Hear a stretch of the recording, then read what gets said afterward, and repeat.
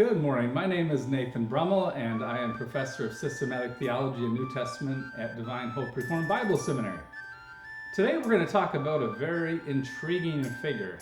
There's a great story connected to him, a number of good stories, but also a towering figure in the Middle Ages, Thomas Aquinas. Now I know that some of you might not be very familiar with him, and so we're going to focus on his life and the remarkable story of his life. And then we're also going to have a lot of fun looking at some of his theology too, since as an evangelical Protestant, you might be surprised that a medieval theologian is teaching doctrines that you might connect to Protestant reformers in the Reformation, like sovereign election. Now, Thomas Aquinas is someone who is famous as a philosopher, theologian. He was a Christian theologian in the Middle Ages who took the newly rediscovered ideas of Aristotle, the great Greek philosopher, and incorporated them into Christian theology. That's one reason why he's famous. We are going to talk about Thomas Aquinas as unhappily inconsistent as a teacher of sovereign grace. So the title of my talk is Thomas Aquinas, the unhappily inconsistent teacher of sovereign grace.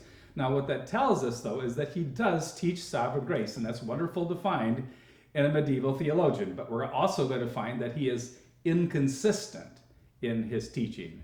And so he's also going to at times be, teaching that humans can merit with God. So he teaches a version of works salvation at times. Now, G.K. Chesterton was a British journalist at the first part of the 20th century. Now, you might not be familiar with him.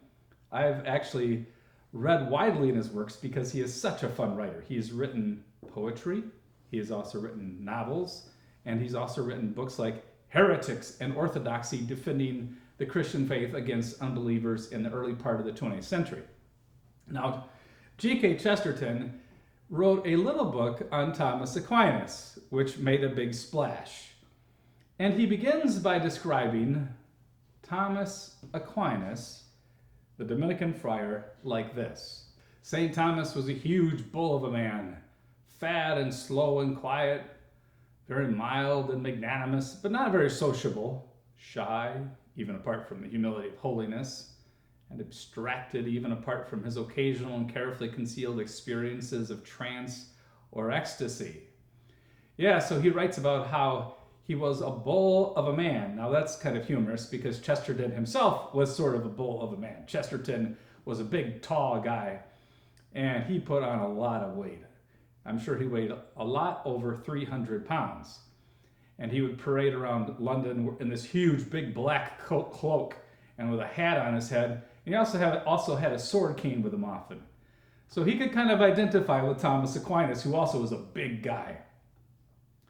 He also talks about at the beginning of his book how Thomas was taken for a dunce. He says St. Thomas was so stolid that the scholars in the schools which he attended regularly thought he was a dunce. Yes, that's because the boy sat there so quietly in school that his classmates thought he wasn't so smart. Now, Thomas Aquinas, the medieval theologian, taught sovereign grace, and we're going to see that. We're going to see that he taught sovereign election and reprobation. We're going to see that he believed that God was supreme in providence, and yet there were unhappily inconsistencies in his thought on that point. Now, what are some dates that can help us understand when he was born? Well, first of all, Thomas Aquinas was born probably around 1225 AD. We don't have the exact date in which he was born, but it probably was around 1225. When he was 5 years old in 1230, he became a student at Monte Cassino, and then in 1239 he went to the University of Naples. That kind of gives you a sense of some of the dates early on in his life, and we will follow his career together, and we'll see that finally he passes away in the year 1274. Thomas died when he was just under 50 years old, so he didn't live to be very old, which makes it all the more astounding how much work he was able to accomplish. Now let's begin with Thomas's boyhood. We don't have clear evidence of his birth date, but historians think he was born in 1224 or 1225 AD. Now, he was born into a very interesting family, a very powerful family. His family was of the lesser nobility in Italy. He grew up in the northern part of Italy, and there's possibilities that his family was even connected to imperial power, that is, connected by relation to Emperor Frederick II. G.K. Chesterton emphasizes this. He says he was born in the purple, almost literally on the hem of the imperial purple, for his own cousin was the Holy Roman Emperor. Now, some historians today also argue that he was very closely related to the emperor, claiming that he was a grandnephew of the Emperor Frederick Barbarossa, who had now passed away, and that he was now cousin of the grandchild of that emperor, who was the present emperor, Elector Frederick II. But other leading scholars argue that, well, wait a minute, this genealogy was confused because there was a different Aquino that was actually related to the emperor. And Thomas was actually not related, except for he had like a fifth cousin who was the one who, in fact, was closer to the emperor. But even if he wasn't related closely to the emperor, he still was closely connected to the emperor. The emperor was certainly on speaking terms and in communion with this family, with his dad and his mom, and also the Count of Aquino, who was Thomas's dad, would be working with the emperor, and his sons would, for example, be soldiers in his army at times. Although that relationship would involve trouble, because what's going on is that Thomas is born into a family that's kind of caught between the German emperor, Elector Frederick, and then the Pope in Rome. And the problem is that the Pope and Frederick are in conflict with each other, constant conflict, and this includes military conflict. And they're going to be caught in the middle. In fact, one of their sons will side with the Pope and then later on get in trouble with the emperor for doing that. So the problem is that his family was in a very difficult political and military situation in northern Italy, where there's constant fighting going on between the supporters of the papacy and the supporters of the emperor. Now, his parents were of the lower nobility, and so Thomas grew up in a castle. Now, today you can even see the ruins of the castle where he was born. His dad's name was Landulf, and he was the Count of Aquino. And his mother was Theodora Theatis, who was the daughter of a count. So she came also from the lesser nobility. Theodora was the second wife of Landulf, because back in those days, remember, women would often die in childbirth, and so it was not abnormal for a husband to have a second wife. And he was the youngest, Thomas was the youngest son of Landulf's second wife. So he was the little brother in the family. Now, Chesterton describes the castle of Rocca Secca in Italy, where Thomas was born. He writes that it stood on a great crag or cliff. And he says it was the eyrie of the eaglets of the Aquino branch of the imperial family. There they were nursed to fly. Here lived Count Landulf of Aquino, who was the father of Thomas Aquinas, and some 7 other sons. Yes, Thomas had 7 big brothers, and those big brothers would act like big brothers very soon. So we have this boy born in the early Middle Ages into a family of the lesser nobility. He grows up in a castle, and his parents had ambitions for him, though, different from his older brothers. Now, back in those days, you know, if you were the older brothers of a family of the lesser nobility, you, of course, would hope to have political and military power. You'd take your dad's place, or you'd be involved as a soldier and try to win glory. But, however, Thomas was the youngest boy. And what was the rule in the Middle Ages? Yes, there was custom firmly entrenched by this time. Well, the problem is that the youngest brother wouldn't get much of an inheritance, so what would you do with him? And the answer is, you get him into the church. If you're poor, you try to get him in a monastery. If you're a little richer, you try to get him educated enough so that he can become a priest. So the ambitions of Thomas's parents for their youngest son were not military, but they wished for their youngest son to join the church. Now, even here, though, they had some high ideals for their son. Now, the reason for that was that close by, there was a famous monastery, one of the most famous monasteries in Italy and in the West, the monastery located at Monte Cassino. So their hope for their son was not that he would merely become a monk or that he would become a priest. No, their hope was that he would become the abbot. The word abbot comes from the word father, and it refers to the person who's the ruler of a monastery. Well, this was a powerful and ancient monastery. It was called Monte Cassino. Now, this monastery stood for centuries, and then in World War II, during the fighting, it was absolutely obliterated.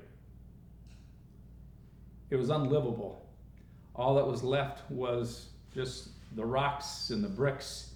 But what happened is that after World War II, the Italians and the Roman Catholic Church did rebuild it. So today, once again, you can go to see a beautiful monastery on a high promontory on a hill called Monte Cassino. Now, this monastery stood on a tall hill, and therefore it also functioned as a secure military fortress. Yes, in the Middle Ages, if you were monks and you lived inside of a monastery, that doesn't mean that you didn't need protection too. In fact, as the Middle Ages progressed, there would be actually orders of fighting monks of a sort. They would hold down the Holy Land, for example. They would staff hospitals. And so here, also in Italy, when there's constant warfare going on between all the different petty kingdoms in Italy, it was important also to have a fortress as a monastery. So therefore, this great monastery at Monte Cassino, yes, it's true, it was a center of spiritual influence, and therefore they wished that for their son. But guess what? It was also a quite rich monastery, and also it's the kind of place that even could help you from a political and military perspective. So the parents, their wish and plan for their son is that their youngest son could grow up and become the abbot of this famous monastery. Now, they had reasonable reasons to hope for that. After all, one of Thomas's uncles had been the abbot at Monte Cassino, and they had close connections to the papacy and to Elector Frederick, and so it was very probable that they could use their influence in order to get Thomas to be this abbot, who would therefore have authority over a large monastery with many, many monks, with a lot of material possessions, probably a lot of land around there also that could be farmed, and therefore he could be quite rich. He could also be therefore a very influential type of administrator. And so the family hoped to consolidate their power as a family by not only trying to do all they could with the older brothers to secure their political power, but also they thought the influence of their youngest son could also help them as well as a family. Now, why do we call Thomas Aquinas? Well, Aquinas sort of became the last name of the family. It's because he was born into the house of Aquini. It's not because he lived in a town or something called Aquinas. Some people in the past thought Thomas Aquinas meant he was born in Aquinas or something, or Aquino. But rather it refers to his family. What happened is that this became a general family name. A historian tells us Thomas was born of the noble class of counts of the house of Aquini in the kingdom of Sicily. So here we have a young boy, and he is born with a silver spoon in his mouth, and due to his family connections, he has the potential to rise to a position of great ecclesiastical power. But at this point, he's still just a little boy. He's 5 years old.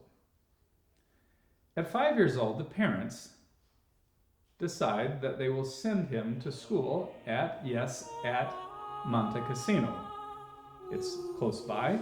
It's very fitting, especially if they want him to move up in the hierarchy there and become the abbot. It's very appropriate that he studies there. Plus, they had a school there.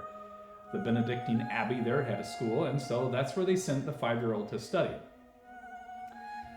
Now, what would he have studied as a boy? He would have studied, yes, spiritual things. The education in a monastery would have focused on the pious life, on learning the rules of Saint Benedict, but he also received a basic education, and that education would have especially involved learning Latin. And yes, he becomes a master of Latin. But he also would have studied the basic disciplines. He would have learned writing, mathematics, science as it was understood back in those days, and other subjects. But he would have also received a very intense spiritual education. He would have been taught about prayer, meditation. He would have learned the Psalms by heart because, like the monks, they would have recited through all the Psalms probably every single week. So by the time he was in his teenage years, he probably knew the Psalms by heart. At age 15, a student like Thomas normally might have made the vow then that he was going to join this monastic group and become a Benedictine monk, and in that way later on become the abbot. But what's interesting is that we find that at age 15 he didn't do that yet. There's no evidence that he took that vow. And then in the spring of 1239, when he's now 14 or 15 years old, we're told that he returned home to the parental home. So he must have been happy to be finished having to stay there. Remember, he had to live at this monastery away from his dad and mom and family while he's going to school. I suppose he probably came home at times. But what happened, I think, is that the abbot there suggested that Thomas should receive a better education than he could get at the monastery. So he sent the boy home to his family. And the abbot, realizing that this boy probably had a very bright future in front of him, wanted him to go to the university. And so he recommended to Thomas's dad and mom that they send their son to the University of Naples. And there he could receive a better liberal arts education than he would in the monastery. And so his parents did that. He was able to stay home probably for the summertime, and when fall came, he had to go off to Naples, and there he studied the liberal arts and philosophy. He probably began his studies there in 1239 AD. He then spent 5 years in the university. Notice how their university kind of covers the time period that we cover for like high school and then college age. So from age 15, 16, 17, 18, 19, and or so, he was going to this university for 5 years. Now, while he was there, he would have studied a wide array of things, the liberal arts as they were studied in the Middle Ages. He would have studied logic, and he would have been introduced to the philosophy of Aristotle. And that would be important for his future development of his theology and philosophy. But also great importance, and something that his parents wish hadn't happened, is that while he was away from home at the university in Naples, as he's now a young man, studying, listening to different teachers, reading widely, he also meets some Dominican friars. Now, the Dominican friars were a new group that the Pope had approved quite recently. And what they were is they were preaching friars. You see, in the Middle Ages, there were monks who took a vow of poverty, that they wouldn't have any possessions, chastity, they'd never get married, and obedience, that is total submission to the abbot in the monastery. And then they would live in the monastery away from the world, secluded from the world. Well, what happened is that a man named Dominic, just like Francis of Assisi, who would soon do the same, said, no, we need to have an order of men who are, who are single, who take these vows of poverty and vows of obedience, but that instead act and preach outside of the monastery, who preach to the common people, who, for example, confront heresies. They had had problems with Albigensian heretics in places like Gaul. And so they wanted to equip men who could be prepared to go out and preach and to do deeds of mercy.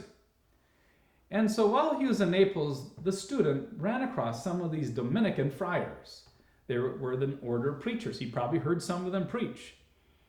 And he probably was impressed by them, by the fact that they were poverty. In fact, often they would go begging for their food even. And he was impressed by their character. And there's something else that no doubt caught the attention of this very bright young man. And that was that these Dominicans were prepared intellectually to confront heretics and to preach. And in other words, they valued the life of the mind. And so he sees these men who are very pious, and remember, if you live in the Middle Ages, you would sort of think that if you're going to be really on the fast track to heaven, you ought to pursue after asceticism and live like a monk. That's why you can find paintings in the Middle Ages, and you'll see a ship, for example. And who do you see in the ship? In the ship are the priests and the monks, and then they're throwing all kinds of ropes overboard because the common people you see are in the water yet. And so it's the priests and the monks, the members of the church, who are really, really the super spiritual, and they're there to help other people get saved too. The Dominicans he saw in Naples would have been dressed in white tunics, and then they wore a black woolen outer coat. Now, this outer cloak was a sign of the fact that they were part of that. So they had white tunic on the inside, and then they had a black cloak that hung kind of over their shoulders. And some of them would beg for their food later on. Some of them, there would be enough funds within the monastery or the friary to buy the food for them. But they were very active, and Thomas was impressed by their zeal to preach and by their piety. And so he sees what they are like, and he begins to think, I don't want to become the abbot of Monte Cassino. As a young man, he's beginning to learn about his own intellectual gifts. At one point, he says an astonishing thing. He says he thanks God for the fact that he had never read something he couldn't understand. So I assume that already as a young boy, he is, as a teenager now, as a university student, he has a very, very clear intellect. And so he's reading philosophy, he's reading theology, and he's realizing that he understands it. And he's getting excited about God and about God's work in creation. He's getting terribly excited about these things, and he's being suddenly caught up with the idea of pursuing the life of the mind. So Thomas became enthralled with the life of the mind, and he was intrigued with spiritual and philosophical things. And then he realizes that if he is going to become the abbot of Monte Cassino, his life is going to be taken up with administrative matters. He's going to be, above all, an administrator. He's going to have to oversee all of the monks there. He's going to have to be overseeing the finances. He's going to have to be dealing with the political and military type of things that are going on in the region. And suddenly, he just has no stomach for that. And so here we have a young man who's around 19 years of age, and he's beginning to sense what he wants to do, and even what I think he believes God is calling him to do. That is to study the scriptures, to study the church fathers, and to learn about God, and to be able to teach and to preach the gospel of Jesus Christ. So Thomas makes a wildly controversial choice to become a friar. Yes, this boy who is born with a silver spoon, who has all this potential for power and riches in the future, suddenly comes home from the University of Naples, and he has developed a very, very strong conviction about what he wants to do with his life. And this 19-year-old scholar brought turmoil into the family home when he announced that rather becoming the abbot of Monte Cassino, he had decided to become a Dominican friar. In fact, he had already taken vows already. It was a fait accompli. He had already received the Dominican habit. He had been accepted into the order probably in April of 1244, and now he comes home, and Chesterton writes this in his inimitable style. Chesterton says, "It would seem that the young Thomas Aquinas walked into his father's castle one day and calmly announced that he had become one of the begging friars of the new order founded by Dominic the Spaniard. Much as the eldest son of a squire might go home and airily inform the family that he had married a gypsy, or the heir of a Tory duke state that he was walking tomorrow with the hunger marchers organized by alleged communists." In today's language, that would involve the son of a billionaire coming home and airily informing his father that he was joining Bernie Sanders' political campaign. or the son of an oil tycoon, informing his dad that I'm going to marry a woman who is the chairwoman of Greenpeace.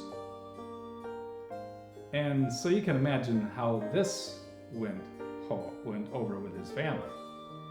Now, the general of the Dominican order knew that Thomas and his enrollment would be a very sensitive and controversial matter. In fact, 9 years before, there had been another young man in the area whose dad was rich, who had joined the Dominicans and had been a big blow-up. And so the general decided, well, he has to quickly just get Thomas out of Italy, away from his family. And so they decide they're going to quickly send him off to Paris in France. So they're going to get him out of the country because they know this is a terribly controversial thing. But the Dominicans also know we've got a great catch here. We've got a bright young university graduate, very promising. Plus he comes from a rich family, so those good connections can help our order. You see, so they were very happy. But Thomas's dad and mom were very mad. And Thomas's brothers were upset. So dad and mom told the brothers. Now, a couple of the brothers were in the army, and it happened that Elector Frederick's army was in the vicinity. And so a couple of his brothers, along with some other men, they learned about the route that Thomas and some other Dominican friars were going to take in order to get to Paris. So 2 of the 7 brothers, these are the big brothers, are sent to seize their little brother and bring him home to the family by force. Whatever force was necessary, they had to bring him home to the castle. Well, on May 1244, Thomas's brother Reginald, along with another unnamed brother and a company of soldiers, intercepted the runaway friar. And Chesterton tells us this. He says, the friars had reached a turn of the road by a wayside fountain, a little way north of Rome, when they were overtaken by a wild cavalcade of captors who seized on Thomas like brigands, but who were in fact only rather needlessly agitated brothers. So here they come with their weapons, and they attack the group. They grab Thomas, and the brothers try to rip his cloak off of his back, which symbolizes the fact that he is a Dominican friar. So notice his parents were so enraged, they were willing to use physical force and even incarceration to change his mind. Chesterton says that Thomas's family flew at him like wild beasts. His brothers pursued him along the public roads, half rent his friar's frock from his back, and finally locked him up in a tower like a lunatic. Imagine the scene. Thomas's brothers probably weren't as big as he was. So here they have this tall brother who's over 6 feet tall. He's already a big guy at this age. And now his big brothers, which are probably littler than he is, are trying to, tackle him, trying to rip his thing off, and trying to subdue him, trying to subdue their big little brother.